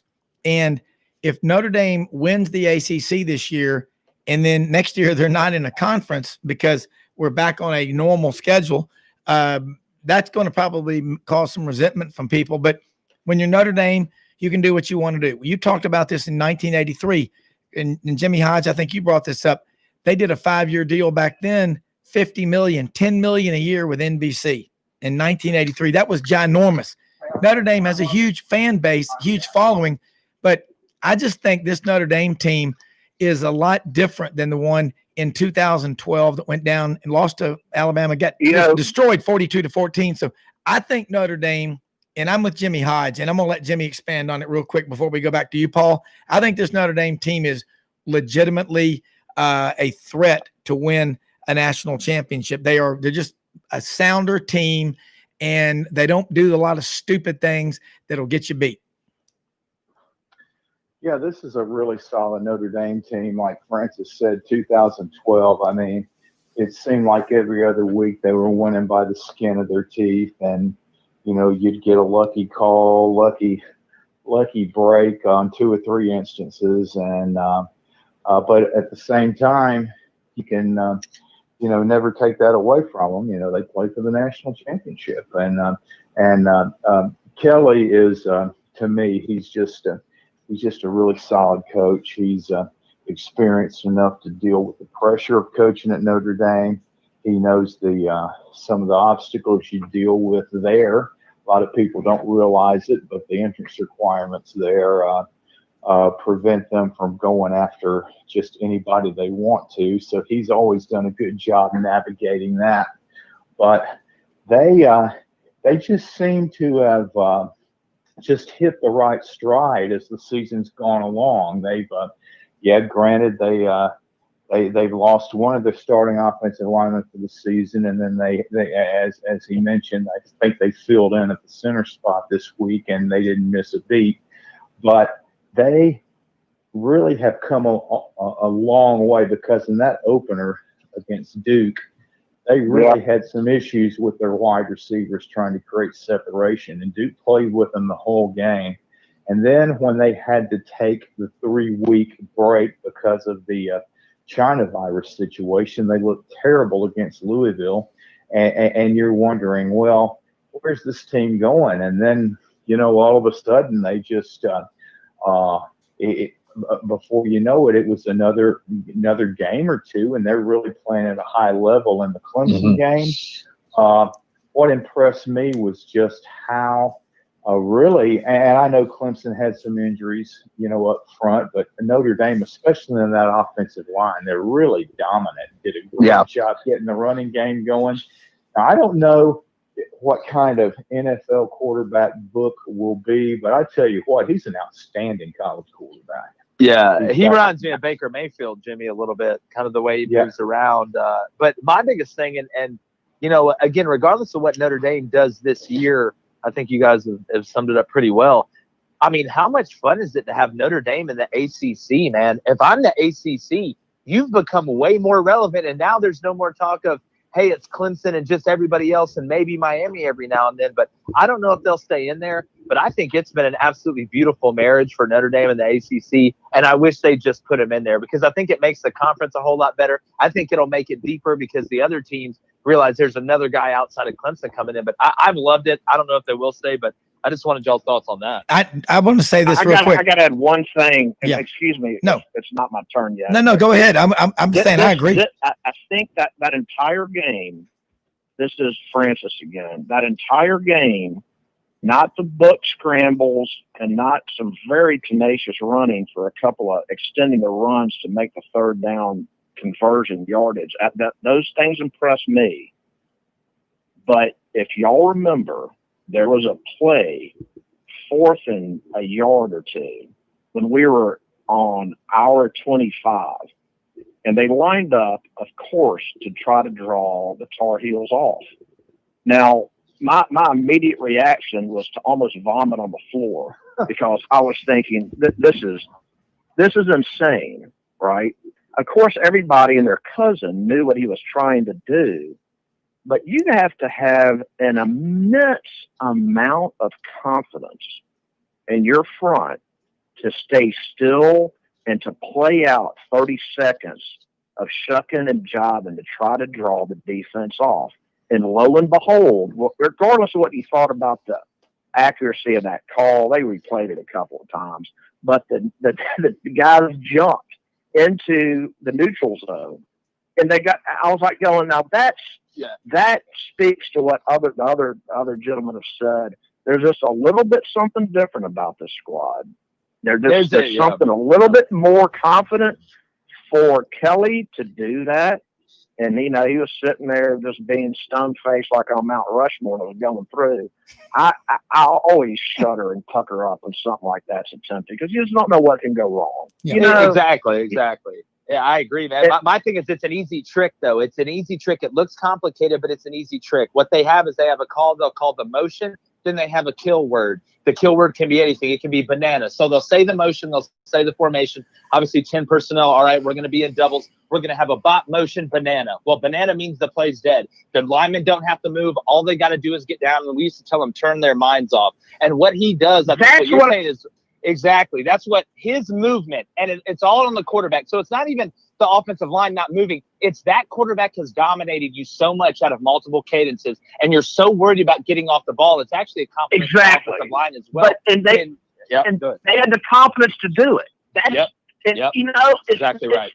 That's a Saban-esque thing. That's my boys are going to do exactly what I tell them to do. We're going to do this. We're going to get the first down. And you're like going, oh man. And I haven't had that kind of feeling the last several years, and I'm like, way to go, guys. I was very impressed. Well, you know what, Billy Roberts, you're over in Atlanta. You've watched Notre Dame for a long time, and Notre Dame used to come down in Atlanta in the Deep South a lot more and get top players. And I think that's going to start happening again. What do you think about this Notre Dame team? Because again, you've heard from this round table here, and I like what Jake just said, and Jimmy. They're different. They're not doing some of the dumb things. And I also think being in a conference has made Notre Dame more accountable to themselves. And that they're just different. And I think that explains part of it. But Billy Roberts, your thoughts? Yeah, I wish they would stay in a conference. I think that, although it's been financially lucrative for Notre Dame to have their own TV network, basically their own deal, which is as big as the SEC network deal or the Texas Longhorn deal, I don't blame them. money wise, but I think the relevance, it's been a godsend for everybody, them and the ACC, for them to play the conference schedule this year. And, they're not the type of team that always had a lightweight schedule. I mean, they always scheduled great teams because they could. But for them to recruit in the South, particularly in Atlanta, where I live, there's a lot of Catholic high schools around here that play great football. St. Pius, where my daughter went, Marist, Blessed Trinity. There's several others that are getting bigger all the time. And those kids, not necessarily from the South, but grew up in Atlanta because their parents moved down here when they were little or whatever. And so they identify with Notre Dame. They identify with, the Catholic connection to the school. And it would be easy pickings for them to come down and take their share of kids, if they play a conference schedule, play for conference championship, play the likes of an Alabama, for all the marbles, or a Clemson for all the marbles, on TV, where these kids can identify with that. So, yeah, I think that it can help them tremendously recruiting wise. And, we've seen the change in Georgia, with the recent election. That's indicative of a lot of people moving to this area from other parts of the country. That's a big indicator of that. And a lot of them are Catholic, that's just the reality. I did the same when I was a kid and moved to Georgia. I'm Catholic. We had a little church with about 100 people in it. Now there's 1,000. So, the church I went to has grown tenfold since I moved here as a kid. So that's the way it's going down. Yeah. And Paul, I'll tell you one thing about a week ago Thursday, Caleb Johnson, who was a offensive tackle that Auburn desperately needed. They had him and his teammate Garner Langlow from Trinity Catholic High School down in Ocala, Florida, above Orlando, both committed. He did a Zoom call with the Notre Dame coaches and flipped to Notre Dame. It's been a long time since Auburn and the Southern schools, those top half especially, have lost guys to Notre Dame. So that's indicative of changes. But I got to agree. I really hope Notre Dame stays in the ACC because the television part of it, it's exciting. Again, how long ago did Marilyn Monroe die? 60 years ago? People still can't get enough of that picture of her standing over the grate. I got no clue, Rob. I got no clue. You don't, but Francis does. He was born. He used to play with Jimmy Durante. No, but this is a lot of fun. Yeah, I know exactly who Marilyn Monroe is, Rob. You don't have to draw diagrams for me, pal. See, there you go. And Notre Dame is such a brand. It is such a great story. I mean, if you saw Ronald Reagan, George Gipp there with Newt Rockne, I mean, no, you can't make that stuff up. The academics. There's now, Rob. As much as you say that, there's a ton of mystique, and of course, I love it. I'm all in with both feet up to my neck. But that's the same administration that hired Faust. Yep, it is. They kind of, if you drink your own Kool-Aid, if you stay in your own silo, if you're always talking in your own echo chamber and NBC keeps showing up with a multi-million-dollar check, you don't have to split with Vanderbilt in Kentucky. Yes. Or, Wake Forest or anybody else. A lot of the times you start believing you're as magical as everybody says they are. I've been on each side of that fence, whether stay GDI or go conference. Yeah. And it depends what kind of mood I'm in, I guess. Well, let me say this too, Father Joyce. As far as what the right thing to do is. But I totally get and sympathize with the people who are urging them to align with the conference. And when I was there, back when we were using stone tablets and chisels, the most likely conference was, of course, the Big Ten. Yeah. Right? But the Big Ten had a lot. I mean, I grew up with people dogging the SEC schools when I was enrolled there.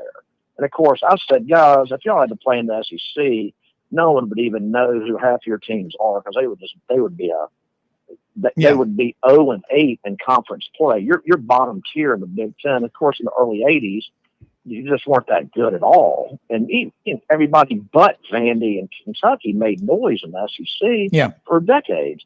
So I had to listen to that nonsense. And of course, one of y'all said it earlier, and y'all are all a lot smarter than me, but the demographics are changing and you're getting a lot of those people moving down south. So you got to have some real homers staying up in the Midwest with those damn winners, guys. I'm telling you, you got to have some true believers for Ohio State and Michigan and all those guys that sit around and thump their chest when they hadn't played for all the marbles in years. Who was the last Big Ten team to beat? Was it Ohio State?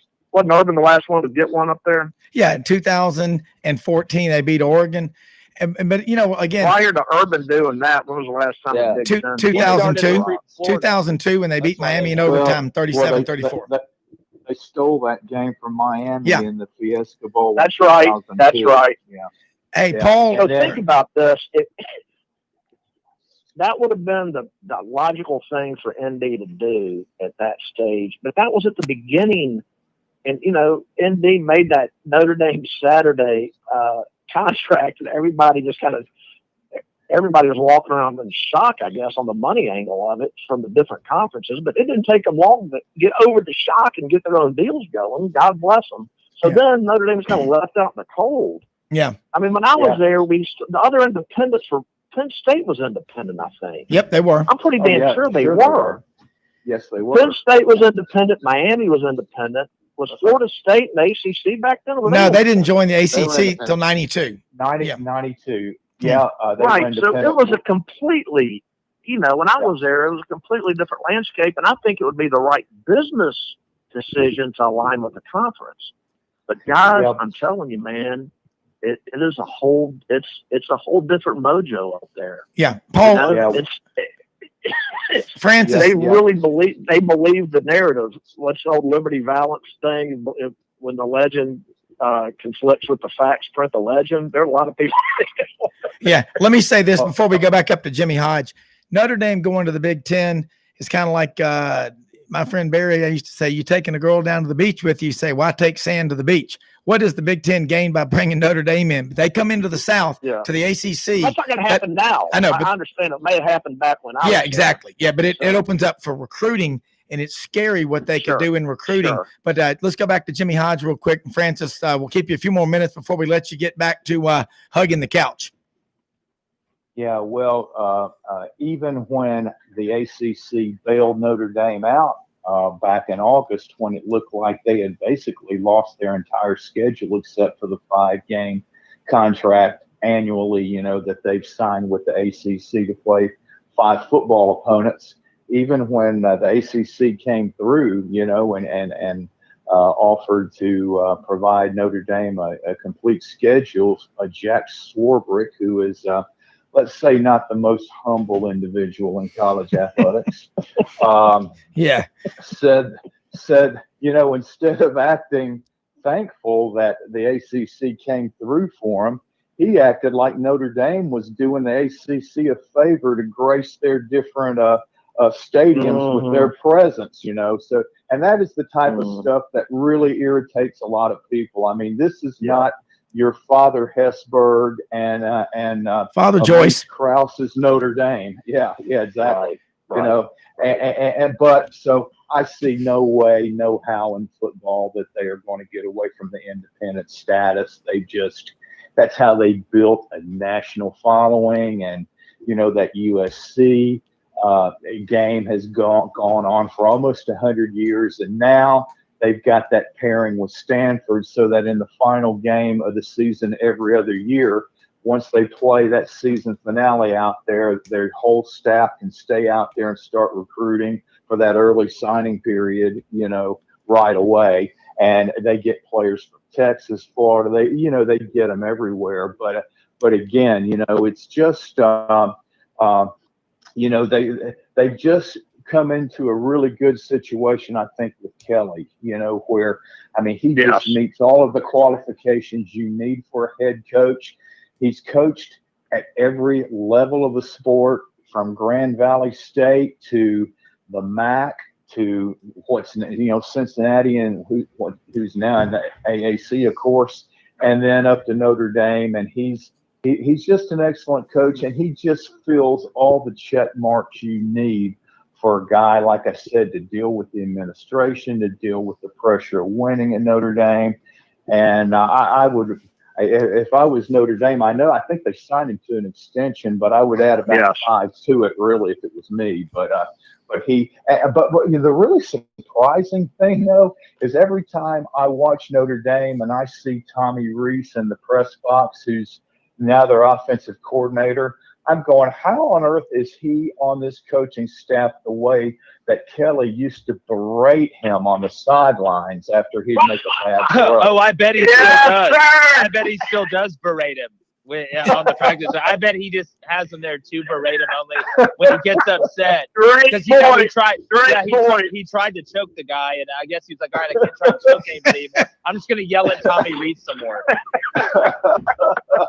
Oh my God! You talk about Everybody have a great end of your Thanksgiving weekend, and I'm just proud to be on with such a bunch of luminaries. And Rod, you got to have a show where we have an open panel discussion about the legitimacy of the college football playoff. I'm a Luddite. I think we should go back to the way it was before the BCS. I think this new format is atrocious. I don't think it serves anybody's purpose. There's too much finality and made up validity to the 4-game playoffs, and to make it 8 games is a bigger travesty than existing. But I would love to be the devil's advocate on and be educated on how I'm so wrong. Hey, Francis, we will get you back on for that, because let me just leave it with this. The same thing I've always said, what you just said is right. You go back over the last 110 years, on average, 4 schools a year can claim the national championship. And it is that argument, that never ending, without the finality, that just 365, 24/7 keeps college football a hot topic. You look at college basketball, as much as we love it, the Tuesday morning after the Final Four, the Monday night national championship game is over, it's pretty much done, and it's back to spring practice and recruiting and getting ready for the magazines to come out in May. And it's an argument that it's a great one. We will definitely have you back on, Francis. Thanks for joining us. Just say no, kids. Just say no. No more teams. Let's end this nonsense before it becomes ingrained in the public identity. Terrible thing to happen to our children. Have a legacy to leave for them. It's interesting. Hey, Francis, great job. The Haitian Asian loves you. We will be in touch. Hey, look, let's do this. Before we take a quick commercial break, I want to say something about one of our sponsors. And Francis knows these people, the Dobbs family. John Dobbs Jr. is part of the Red River Auto Group. John's from here in Memphis. Everyone over here knows the name. They've been around a long time in car truck business. And John is part of the Red River Auto Group over in Wynne, Arkansas. It is Red River Ford Toyota. Justin Wynn is the general manager. These are great people to deal with. Audrey and I went over after I got through hunting yesterday and eat lunch, stopped by to say hello. Rusty Howard, the sales manager. Nate, one of the salesmen, helped a friend of mine in the club last week get his daughter a new Toyota 4Runner. And it's really not hard to deal with these people. You're not going to be in there all day. You know, they're not going to bring some guy in there and hot box you with a clip-on tie and a comb over or a head rug that's going to make you do something you don't want to do. You're going to leave doing what you want to do. Red River Ford Toyota. A lot of people in Memphis, you all know this, go back and forth to Heber Springs on Highway 64 through Wynne. Right after you pass the Walmart, or before you hit the Walmart, go south on Highway 1 about half a mile. You'll see Red River Ford Toyota on the right. They've got trucks, cars, SUVs. I know Justin's driving a Toyota Tundra, fully loaded, and I'm going to tell you, you'd be surprised what you can get in a fully loaded Toyota Tundra pickup truck. They've got the Land Cruisers. They've got the 4Runners. They've got the Corollas, the cars, Camrys, and the Ford trucks, the F-150s. You've got the Expeditions, the Explorers, and that Bronco eventually will be coming out. Red River Ford Toyota. Stop by, visit with these people. It's duck season, it's deer season. You're out and about. Go by there and visit with them. They're great to deal with. And again, if you're coming from Memphis, it's about a 45-minute trip. You're on I-40. Right when you get to Forest City, take a right there on Highway 1, go north about 11 miles. You cannot miss it. These are great people to deal with. They'll be there Monday morning, 8 a.m. to 6 p.m. or as Justin Wynn, the sales manager, general manager up there at Red River Ford Toyota says, we'll be here till the last sale is done. We're proud to have them. You can do a lot of the work on our website at sidelines.live. Check out the Red River Ford Toyota hyperlink. You can get it started before you go in there. You will love these people. We're blessed to have them as sponsors on Sidelines. And again, Francis, great job on that segment. Look, let's take a quick commercial break. We'll be back. We're going to talk some more. We're going to talk about the Iron Bowl yesterday, Auburn and Alabama. I think Alabama just scored again. Gus is over there just kind of wondering what happened. Holy cow. But contain yourselves, people, contain yourselves. But I remember back, speaking of Vanderbilt earlier, 1951, Maury Gaston reminded me, Shug Jordan's first year as Auburn coach, Auburn beat Vanderbilt 24-14. They were a power back then. They had a guy named Billy Wade, great football player, but everything changed over the years after that. But at one time, they were a big-time football power. So anyway, we'll be with you again till 5 p.m. Central in Sidelines.live Sunday afternoon wrap-up show. Billy Roberts in Atlanta, Jimmy Hodge, Chicago, Jake Crain down in Tupelo. We'll be right back. Okay. Yeah. Yeah. Yeah. Did Jim in the first hour? You want to do another one? Okay. Yeah. Hey guys, that was a great discussion. Paul's a good friend of mine with the Notre Dame. But yeah, we're going to have to do a playoff podcast. I mean, you could debate for 2 hours. And I mean, the only thing is, I just love the constant argument about who the best team is. That's what makes college football so much fun. I think he wants to go back to the old way so they can vote Notre Dame in. Like, yeah, because Notre Dame would be in the championship game every year. Exactly. Yeah. Don Cricky. If I was them, I'd want to do it too. Hey, remember Don Cricky? Don Cricky here at Notre Dame, he would do one college football game a year, and if Notre Dame was in it, they were the best team in the country. Or remember Jimmy, Lindsey Nelson, Billy, remember him? Sure. He go, Fitzgerald on the pitch out, throws to O'Malley back to Moriarty back to, here he goes to Fitzsimmons, and here comes Brown, here comes Kelly, and here comes O'Malley back on the, I mean, it was unbelievable. They dominated, they owned TV. And remember that in 1983, they were getting $10 million a year for that 5-year deal with NBC. Back then, $10 million was as much as Ole Miss's entire athletic budget. I mean, it just. Hey, I just looked up their deal, and I think it's 5-6 games. You know, it's only $15 million. That's what they were showing. I just binged it. Maybe I'm wrong. Man, but, that is nothing. Yeah, that is nothing. Yeah. All right. Hey, we're going to come back, and Billy, we're going to come back. Talk about Auburn, Alabama game. Not much to say about Georgia. I mean, South Carolina, that's, clubbing baby seals. I mean, golly, what do you expect? But then we'll talk. Hey, and y'all look, LSU and A&M, just like we were talking yesterday, it's never as easy as you think it is. I mean, A&M did not have an easy time. And I think that TJ Finley guy, we'll talk about him, shows a lot of promise. And LSU's got so many athletes, they can't help but get better. How much time? 30 seconds. Okay. Were y'all surprised by the closeness of that game, though? Yes, I was. A&M was horrible. Yeah. See, again, that's the question. Can they handle the burden of success? We're going to talk about it. Now they play Auburn this week, but I digress. Oh, gosh. They'll come out. All right. Ready? I'm going to turn on your microphone. Okay. Can y'all be quiet? Okay. I'm being quiet. Okay, Rob Brown back here with you. Another 22 minutes to go on the Sunday afternoon Sidelines.live wrap-up show. And again, let's say something about one of our sponsors, Tom Dorian, the Dorian Insurance Agency. Tom is our life insurance agent, also does property and casualty insurance. Tom is really easy to work with. He's got a great team over there at his office. He's in East Memphis on Poplar, just east of Ridgeway by the Regions Bank headquarters. You cannot miss him. Give him a call, 901-328-5858. Tom's an alumnus of Christian Brothers High School on the state championship team in 1977. Also played football, college football, started on the offensive line for 3 years at the University of Memphis, had a great career there, and has been working in the insurance business for a long time. When Audrey and I met with Tom this summer, it was so easy. We listened. He didn't try to sell us anything, but we called him back within a couple of days and said, we want what you talked about. We want that peace of mind. Nobody likes talking about insurance, and it's easy to talk with Tom. He's a smart guy. He'll get you what you need. He's accessible.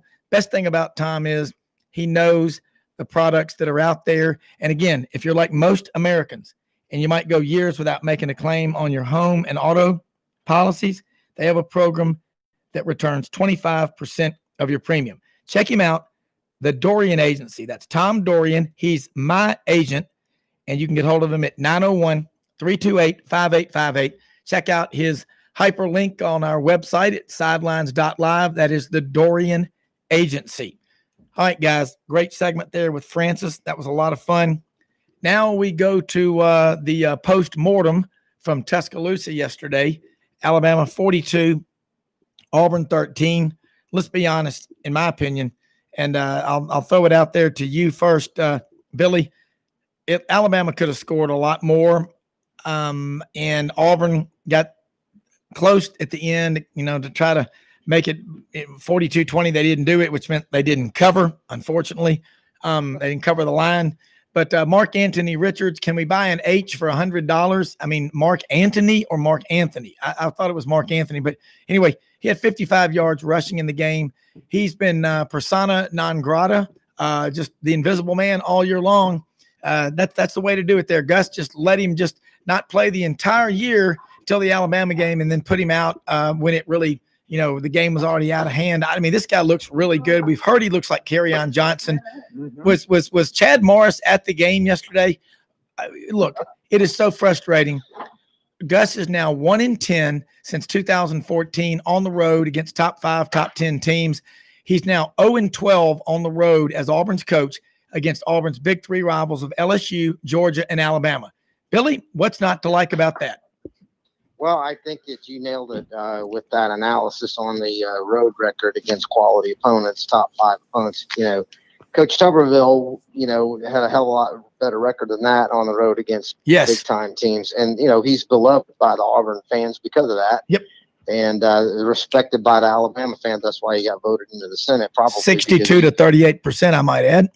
Yeah. So Malzahn just is, doesn't have the kind of edge, the gambler edge, or the confidence, or even a couple of trick plays that Tuberville would always break out at the right time. It just seemed like, as a game day coach, he's not there. The team, when they have played well at home and beat people that they quote unquote shouldn't, it's almost like a second half resurgence.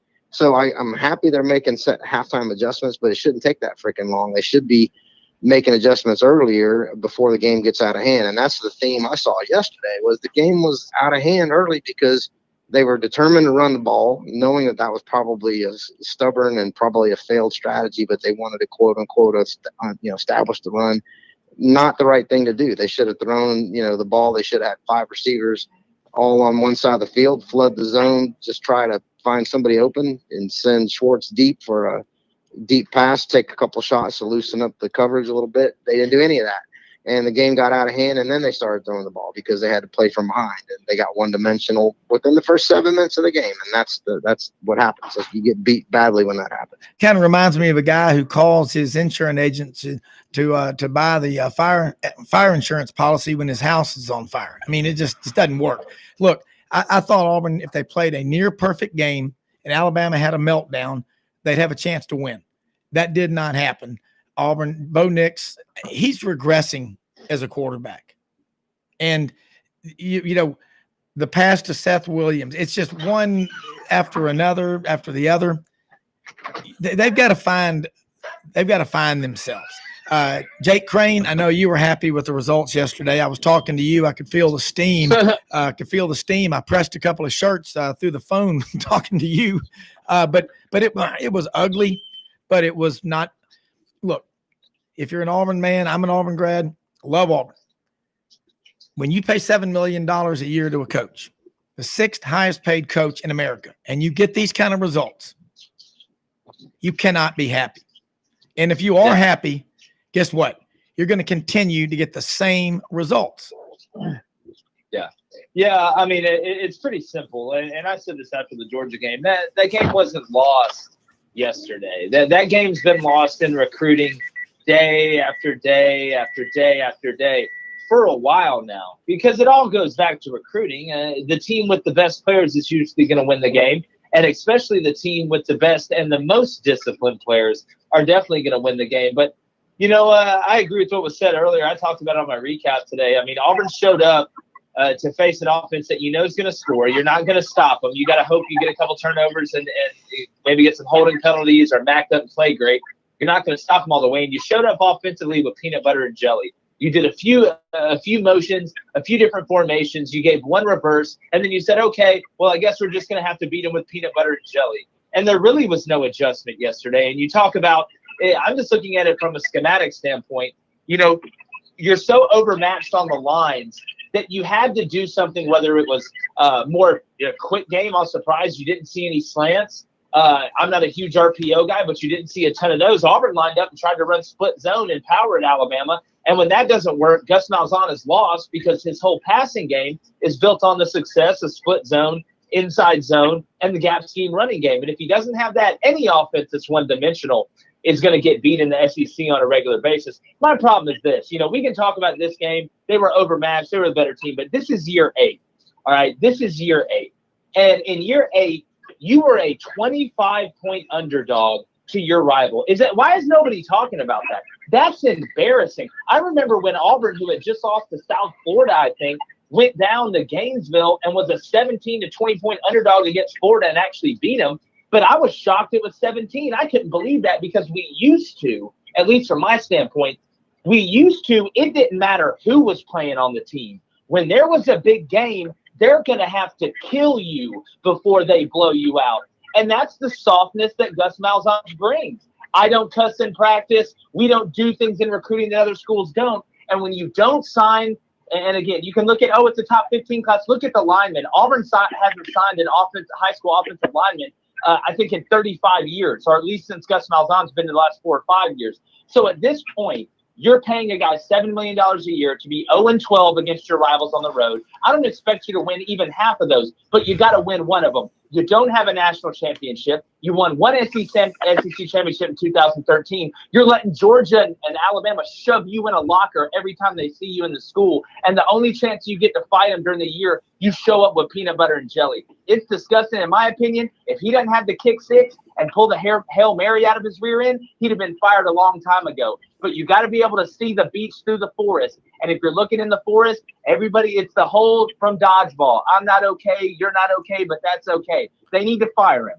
That's what they need to do. I'll say it. They need to fire Gus Malzahn because he just don't got the juice. I don't know another way to put it. He don't have the juice, and everybody knows it. It's just everybody's so nice nowadays, they can't say the truth. And all the beat writers for Auburn are in bed with the coaching staff because that's how they get their quotes, so they can't say anything bad. So it's everybody just, I'm not okay, you're not okay, but that's okay. Well, I'm going to tell you, Rob, I'm not okay. And I'll go drag him out of the complex myself if I have to. Because what I saw yesterday embarrassed any Auburn, and not the players. The players played hard. But the plan and just seeing him on the sideline embarrassed anybody that ever put on an Auburn uniform. And people need to start being held accountable. Because the taxpayers, I said today, and I'll end it with this, I'm just waiting for Robin Hood to show up in the Auburn city limits and just start trying helping out the citizens because they're getting screwed so bad having to pay taxpayer money to a guy that can't build an offense with a 5-star quarterback and a guy that's faster than anybody on the planet. Well, let me say this. Nobody gets better. There's no player development. The only quarterbacks that Gus has had success with, Cam Newton was a junior college transfer. He came gift wrapped to Auburn in 2010. In 2013, he got lucky that Nick Marshall transferred from Georgia. He had some problems. He came there in 2013. In 2014, they tried to make him into something he wasn't, and they messed him up. But the offense was great, but the defense with Ellis Johnson was so god-awful. I think they fired him before he finished taking a shower in the Alabama game when they lost 55-44 in Tuscaloosa.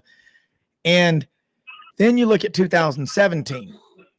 You had Jarrett Stidham, a transfer from Baylor. And the classic example is 2015, guys. Look, somebody on that staff said, I think, that Jeremy Johnson wasn't the answer.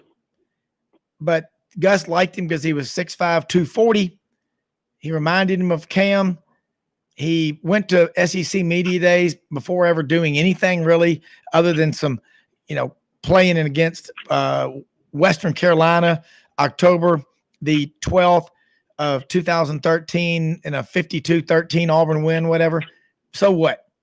The guy, to my knowledge, and I've seen every Auburn game since 1969, either watched it, listened to it, or been to it, guys. I've never seen a quarterback throw a backwards pass but I did see Jeremy Johnson do it in that beatdown Auburn suffered in Baton Rouge in 2015 on CBS. He threw a backwards pass. I mean, I'm with you, Jake. Look, you can love Auburn all you want. You can love on your kids all you want. But if they're constantly going out and doing the same stupid things over and over and over, and you don't demand accountability and change, nothing is going to change. Okay? You got to be honest. I'm not trying to be your friend. If you're trying to be friends with your kids, you're going to get screwed. Okay? It's not going to work out. Auburn fans, just like any other fan base, have a right to be, missed off. They have every right to be, and they should. I don't care who you're a fan of. You want to win. And you look at a coach that's making $7 million a year, like Jake said, it gets you madder every time you see it. 0-12 on the road. Again, those are not easy places to win. But the fact that Auburn beats Alabama, let's be honest. I think, Jake, Billy, Jimmy, y'all agree or disagree, but I think Alabama in 2017, when Auburn beat them, when they were number one, when they won the national championship after not even playing for the SEC championship that Auburn lost to Georgia, it kind of erased the Auburn loss because they won the national championship. It's as crazy as that sounds. You got to look. Alabama looks at the national picture. Auburn looks at the state championship. And look, as an Auburn fan, I want to beat Alabama. Sure I do. But you got to look at the big picture. Do you want to win the national championship or the state championship? I understand you can argue a lot of ways, but if you don't have accountability and hold people's feet to the fire and stop letting these agents and boosters strong arm the president or whoever into signing coaches to 6 and 7 and 10-year deals with these ridiculous $25 and $30 million buyouts, shame on you, and you ought to be charged with malpractice and child abuse. It's ridiculous. Jimmy Hodge, go ahead. Well, I think a lot of it comes down to really players. I was looking at some numbers today that Alabama is number one in college football with former players on NFL rosters as of today with 50. Yeah. Auburn was tied at number 19 with 22. Yeah. In order to change that, first of all, obviously you have to be a consistent winner, but you also have to have a proven track record of developing players into becoming effective contributors on NFL rosters. And that's just what you have to do. And it just seems like, and we've talked about the quarterback situation. Yeah, their quarterbacks just don't seem to develop. I mean, for me, the most obvious case was after Stidham really had a solid first year at Auburn. Instead of for his senior year, them focusing their offense around his strengths, they organized their game plan behind what his weaknesses were. Running. And as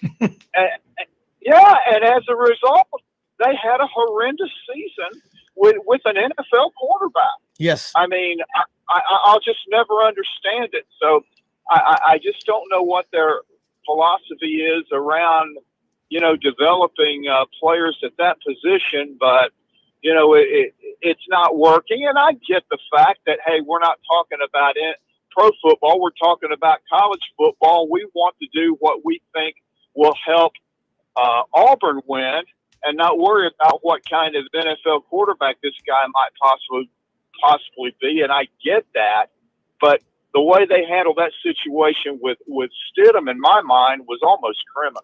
Yeah. I mean, but again, though, you have to be able to, even if a guy is not a 4 or 5 star, you have to be able to evaluate talent, recognize if a kid has a high ceiling, and then just teach him the finer points of playing at this level, learning the fundamentals and that type of stuff to where you can compete with the best teams in the country. And then if they develop to what their maximum potential is, they're going to be NFL players. And that's really what they need to get out of their entire staff. And that should be their goal at every position. And right now, as you know, Jake's really been, harping on as far as the recruiting trail goes. That's the obstacle they're running into right now, because a lot of these 4- and 5-star kids just have question marks about these things I've talked about. Yeah, and let me say this: these are some numbers along the line of what you're saying, Jimmy. And I'm just gonna draw from memory. But since Nick Saban's been there, starting with the draft in late April of 2008, that's 13 NFL drafts that have taken place. 97 Alabama players have been drafted, 33 in the first round. Second most is LSU with 89 players drafted and 17 in the first round. Third is Florida with 71 players that have been taken in the draft. And that's Florida, 71 with 13 in the first round. So you've got Alabama, LSU, Florida. Fourth would be Georgia, I believe, with 69 and a dozen in the first round. And then you go down to Auburn, 48 with 6 taken in the first round.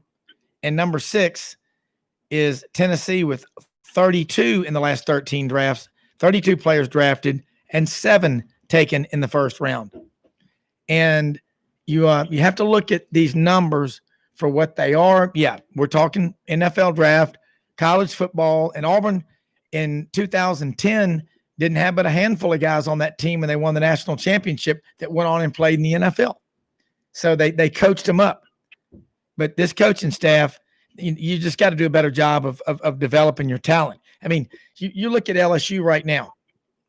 They gave A&M a decent game last night. A&M had to get a pick 6. I mean, they didn't really light it up offensively. The question is, guys, can A&M handle the burden of success, of the pressure of being a favorite? They're number 5 in the country right now. They're going to go to Auburn this week. And Jimmy, you talk a lot about it, the Jordan-Hare voodoo, magic, whatever. But I'll start with you, Billy Roberts, over in Atlanta. A&M, again, 20-7. They avenged that loss last year, 50-7 in Baton Rouge to LSU, and LSU could have scored 84. They wanted to. Do you think A&M is going to be able to handle the success? And again, Auburn, will they come back and keep fighting? They've lost to Alabama, but they've got to do something they don't normally have to do, get up again and play 2 more regular season games at home against Texas A&M, and then they go on the road, play Mississippi State. I believe so. I think that Jimbo's a good enough coach to get them to, start to play on a different plane and stay there. A signature win is probably the next thing that he needs to have them believe in themselves. But yeah, there's talent there, and he's certainly a capable coach and a capable recruiter. So I think they are ready to kind of, take that next step and be consistently in the upper tier of the SEC West, where, ever since they joined the conference, they haven't been that. And I think that now they may be ready to. Well, A&M won double-digit win season in this millennium. That was the 2012 season. They were 11-2. So it's we're all waiting to see what happens on that one. Jake Crain, your thoughts? Yeah, I think, Jimbo and them beating Florida earlier in the year, I think was huge, not only for them as a team, but Jimbo as a coach with what they're paying him. I mean, we talk about the $7 million for Gus Malzahn. I think they're paying him $10 million a year. No, it's 7.5 for 10 years, guaranteed. Yeah. So, they needed that. I think that the thing that separates Texas A&M this year, as opposed to years past, is that they're pretty complete up front on both sides of the ball. Their offensive line is right up there with anybody's in the SEC. I had Cole Kubik on. I mean, he just raved about them. He thinks that they might be the best in the SEC. Then you look at what they've done on the defensive line. I mean, we've had, obviously, talked to Zach Taylor on here about the way they've upgraded the defense, because they've always been able to score points, but they've struggled to be able to contain other people, especially later in the season in bigger games. Auburn's a different animal at home. They're a different team at home. Bo Nix is a different player at home. You're probably going to get Auburn coming off this loss. I don't know how beat up they are, but, this to me is a must-win. What amounts to a must-win game for Gus Malzahn, because, it's 11 o'clock in the morning. You're not going to have the night factor like you had against Tennessee. And, Texas A&M is something to play for. I mean, they're playing for a shot, and they got a good chance if they can win out, if something crazy happens sneaking in there, I think. And at the end of the day, they're going to come in for blood. Kellen Mond's an experienced guy. They do a good job of understanding who they are offensively, and I think it's going to be a heck of a game. I know they opened as a 3-4 point favorite, but Auburn will be at their best. It's just, can they weather the storm? Yeah, Jimmy Hodge, again, Auburn coming back home. Jake's right. What will they be playing for? A&M does have a lot to play for. Auburn's won 3 straight over Texas A&M, but again, I think the difference with A&M more than anything, and Jake, you're right, both sides, but the defensive line, they're starting to get some depth up there on their front seven, and that's what you've got to have to get over the hump to win the SEC. Jimmy, what do you think? Well, I think if A&M plays like they did last night, they're going to come up short. Yeah. Saturday. That performance just didn't get it done. They, like I said, early in the game when Spiller scored on the 50-yard run, it looks like they were crazy here. But when Spiller scored on that 50-yard run, it looked like they were just off to the races. And then really they didn't do much of anything the rest of the night. And then I know the weather conditions weren't good, but Mond wasn't good.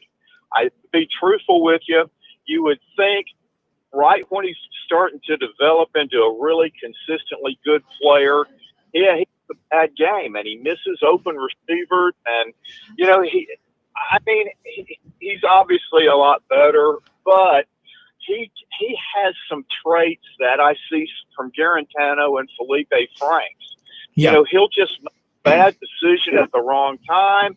He'll have this stretch that he misses receivers that no quarterback at that level should miss. And, it really puts a crimp in your offense. And I'm telling you, they could have been in trouble had, that LSU Butte, that touchdown pass he caught that would have cut the lead to 20-14.